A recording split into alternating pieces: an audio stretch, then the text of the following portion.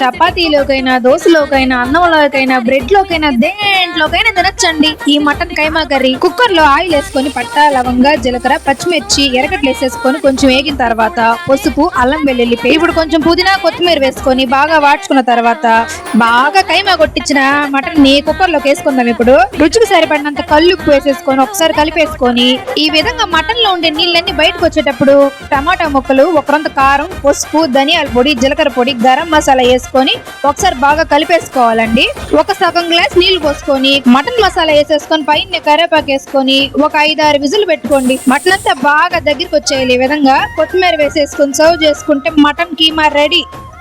ఈ రోజైతే Sunday special కూతురు మటన్ కీమా కూర తయారు చేసిందండి. మరి ఎలా ఉందో తినేసి చెప్తానండి.